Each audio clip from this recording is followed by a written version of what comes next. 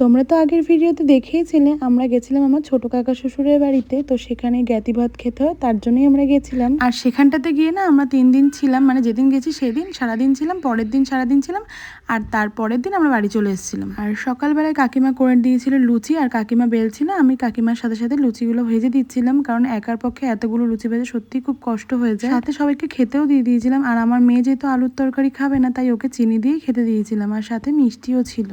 ওরা সকালে খাবার দাবার খেয়ে চলে গেছিলো গঙ্গায় আবারও স্নান করতে। আগের দিন তো করেছে, আমার মেয়ের এত ভালো লেগেছে, তো মেয়ে আবারও গেছিলো।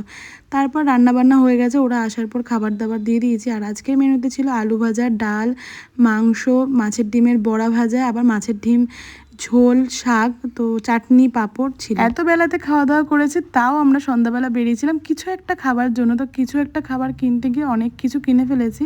মেয়ের জন্য মোমো, আমার জন্য চিকেন রোল কিনেছিলাম, আর একটা স্প্রিং রোল কিনেছিলাম, যেটা আমি আর আমার হাজব্যান্ড ভাগ করে খেয়েছি। আর বাবুরা তো কিছুই খায়নি, যেহেতু অত বেলায় খেয়েছে। কিন্তু আমরা বলেছি ঘুরতে যখন এসেছি খাওয়া দাওয়া তো করবোই, তাই বেশি বেশি করে জল খেয়ে গ্যাস ওষুধ খেয়ে আমরা আবারও খাওয়া দাওয়া করেছিলাম। আর ওখানে মোমোটা না ভীষণ সুন্দর ছিল। খাওয়া দাওয়ার পরেই মেয়ে আর মেয়ের বাবা বলছে চলো মা ছাদের থেকে ঘুরে আসি। আর 5 তলে উঠে তো দম বেরিয়ে যাচ্ছিল। তো যাই হোক, আমি বলেছি আজকে কিন্তু গেলে আমি 1 ঘন্টায় আমি নিচে নামবো না।